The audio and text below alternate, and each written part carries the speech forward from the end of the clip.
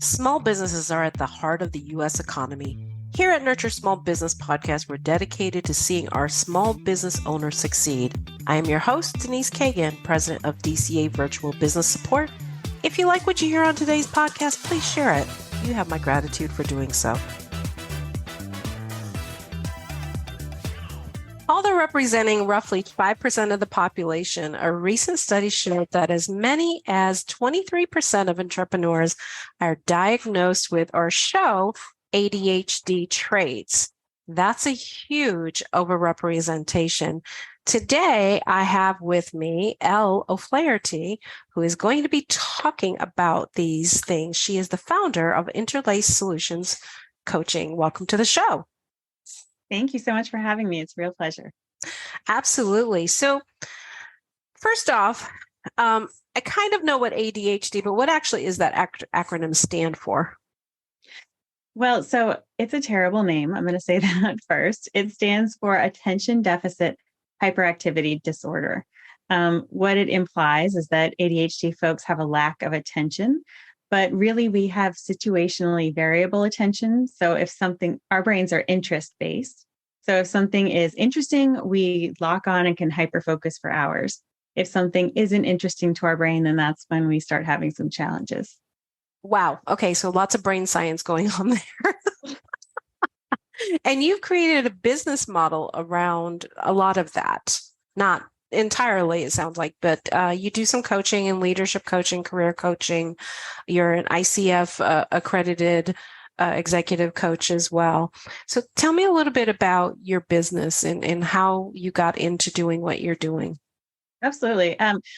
Well, my background is I was in the legal field for almost 20 years. I was a practicing attorney and, of course, undiagnosed with ADHD. So I was working with my team and doing a lot of coaching with them as part of my previous job. And I just found it was what I really loved. So I pivoted to being a career coach and an executive coach. But as an ADHD person, I just saw this real gap. Many of us get diagnosed and we aren't told that much about our brains, and we aren't really given the tools to work with our brains. So now I help a lot of, especially professionals and executives, to work with their brain in a way that makes sense. And I think of it like being left-handed, not a good or a bad thing, but a lot of the world just isn't built for left-handed people. So I think it's pretty similar with ADHD brains. But even at 23% of entrepreneurs, that's still a huge amount. Tell me how this manifests in businesses and with the work that, the business owners and leaders do. Absolutely.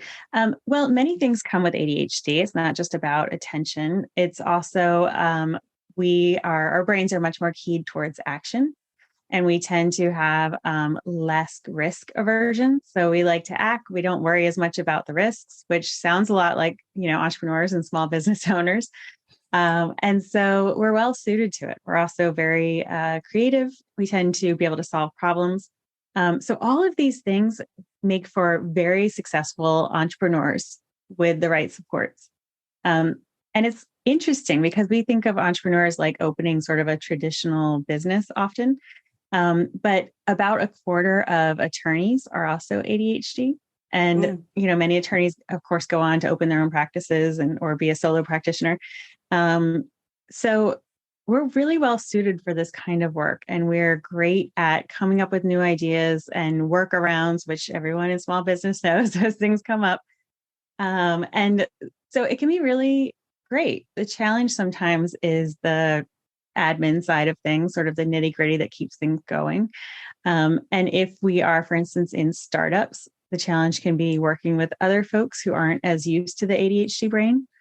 But you see us overrepresented in anything like that. It takes creativity and guts, basically. So 50 things coming at you fast is good for an ADHD brain. Interestingly, we're also hugely represented in folks who work in emergency rooms in hospitals. So yes, very well suited. All right. And so when you say an ADHD brain, talk to me a little bit more about that. Absolutely. So the structure of our brains is a bit different. And I'll try not to go too far into the sciencey bit. But basically, the way that we take up neurotransmitters and the way that we experience dopamine and a few other fun things in our brains is different than neurotypical people. So we are essentially always chasing dopamine because we experience it. That's a feel good hormone in your brain or transmitter in your brain.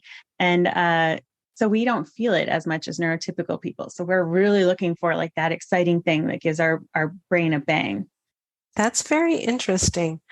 So probably a side note, does ADHD lead to addictions if there's that constant seek for dopamine? Unfortunately, yes. We also, many of us, of course, everyone's different. But yes, there is a higher incidence of substance use disorder with folks who are ADHD. It also means we tend to experience our emotions more strongly than neurotypical people. So the good and the bad. So sometimes we have trouble regulating our emotions, which of course in the workplace can be a challenge also. Mm-hmm. So it's really interesting to be very far reaching. It also includes things like we tend to bump into things because a lot of us have trouble understanding exactly where our body is in space. So it really encompasses the whole person in lots of different ways. So if you're clumsy, you might have ADHD. Or you might just be having an off day. Right. Okay. So tell me a little bit about the characteristics of the leaders and how you work specifically with those characteristics to help people, just bring out their best. Absolutely. So the characteristics of an ADHD leader tend to be things like lots and lots of big ideas. We put connections together that most people aren't able to see. So lots of ideas, very, very fast working brain.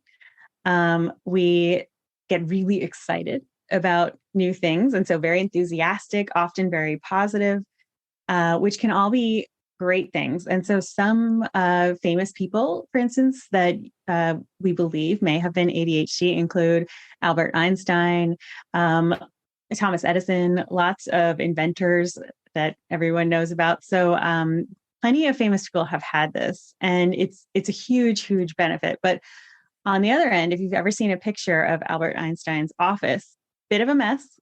So big ideas, hard to focus on the granular kind of back end stuff. Okay. And how do you work with these leaders and to bring out their best selves? Absolutely. Well, the first thing I do is unteaching them. Because ADHD people, usually it can be misinterpreted.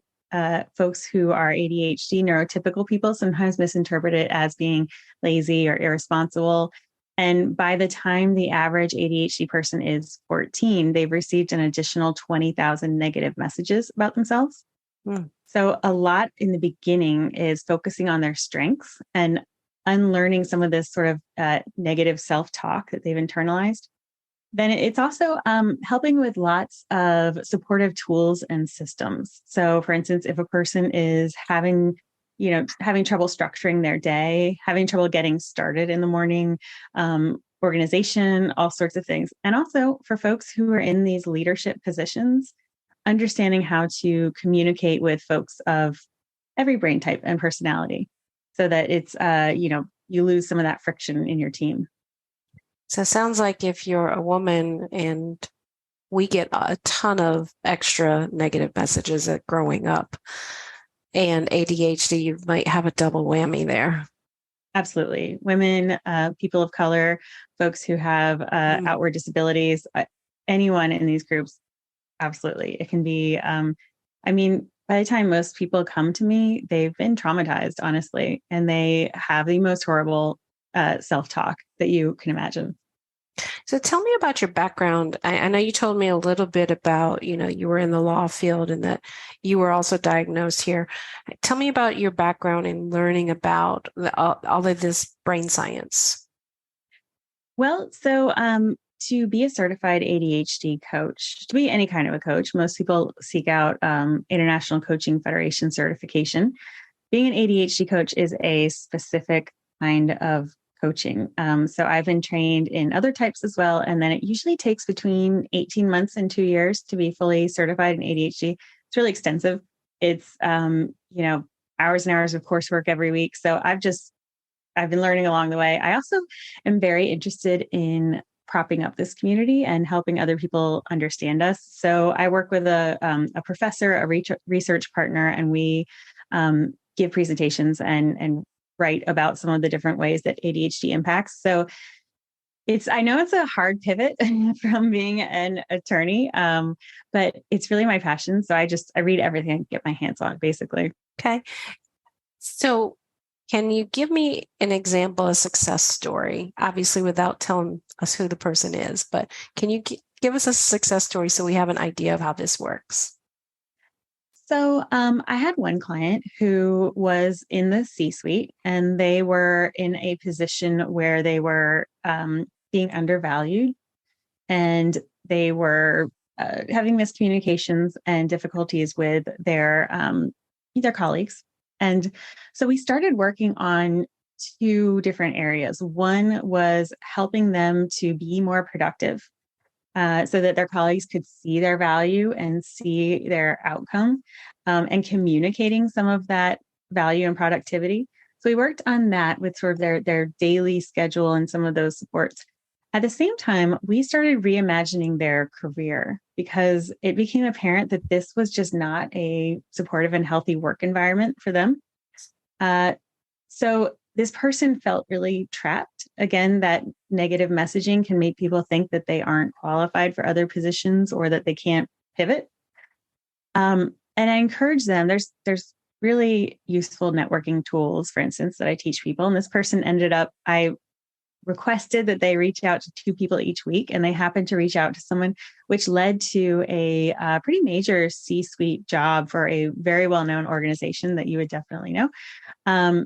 And this person now is just so much happier and feels valued. They got a clean start. So part of it, I always say that we're peddlers of hope. A lot of it is just making people understand that they are not trapped, that there's plenty of hope, and they can, have agency over their lives.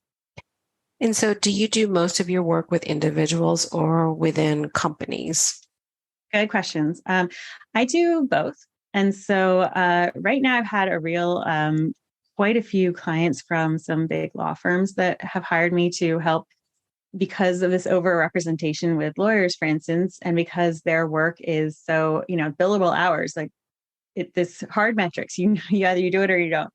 And so helping some of their associates and partners to be more productive and hit those targets better while also hopefully enjoying their career more.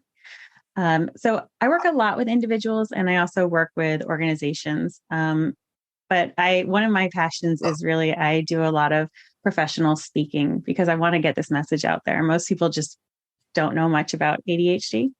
And I just saw a study where neurotypical people, when they were asked how they feel about what they associate with ADHD, about 96% of the respondents had negative associations. So I really, really want to change that, which is why I'm so glad to be here talking to you. Absolutely. 96%. That's incredible. Is there anything else you can share about that particular survey? Yes. So I can say that it was really interesting. There are two different surveys that I read. That one was talking about sort of general perceptions. The other one was about, for instance, how professors in colleges perceive ADHD folks. And more than half of them felt that their ADHD students weren't going to make as good grades without any foundation or knowledge about that person. And this is covered by the Americans with Disabilities Act. So workplaces and schools are required to make accommodations. And sorry, I love surveys and I love these kinds of things. But another one was saying that 68% of ADHD people on average do not ever disclose that they're ADHD in the workplace, in school, anywhere. Of those who said they did disclose, half in the workplace said they were either fired, they missed out on a promotion, they did not receive the accommodation that they asked for. And so there are really significant negative repercussions to this stereotype about us. That's illegal to fire somebody for that reason. Yep.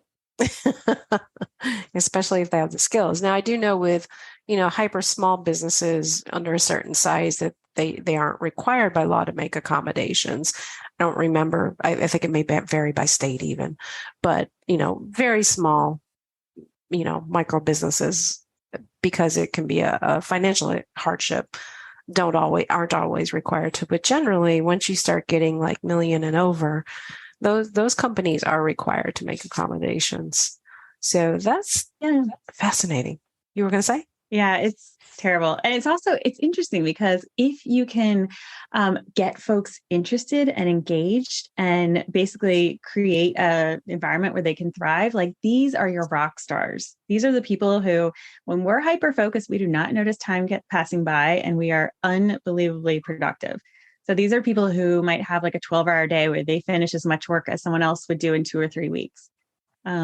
So it really, it benefits the company. These are your shining stars that are maybe just not being supported. Awesome. So how can we learn a little bit more about your business and you? How can our listeners find you after the show? So my website is www.interlacesolutions.com. And folks can go on there and schedule a consultation if they're interested. It's actually a coaching firm, so I have folks across the country who work for me. All of my ADHD coaches are also members of the community, which I think is important to really get this. Or I'm also very active on LinkedIn, and I'm always happy to talk in any way that I can support folks, including, lots of partners will reach out to me of ADHD folks. I more and more are working with couples just to help them understand each other and figure out ways to work together. I do a lot of that, and also partners in the business sense. So folks who have started a business, because it's interesting. If you have one person who's ADHD, who's like, has all these big ideas and are really chugging along, and you have another person who's good at sort of the implementation and nitty gritty, those partnerships are incredible. So you actually work a little bit more than just with individuals. You work with partnerships as well. Like, for instance, people that are in business together. Absolutely. Teams, executive teams. Yeah. I help to kind of smooth that and make sure everyone's getting what they need out of it. And also that it's really humming along. It's fun. It's so neat to see the difference that you can make from day one to the end of a relationship. This is great information, great content. I love that you're sharing it. I love that you're advocating for the ADHD community, and you have been a great resource. We will make sure that all that information is in your show notes. The very last thing I'd like to do is give it a shout out to another JMU grad. I am too. I noticed that. Awesome. I noticed that in your bio. I was like, yes, we have that. Oh, that's fun. Yeah. Yay, Virginia schools. Absolutely. Thank you for being here today, Elle. Thank you so much for having me and for being an ally. I really appreciate you letting me talk to your audience about this. Absolutely. Thank you for joining me for today's Nurture Small Business podcast, where the focus is on business growth through technology, leadership, and people strategies. Do you have an idea for a podcast or feedback you'd like to share with me? Send me a note through my website at dcavirtual.com/contact.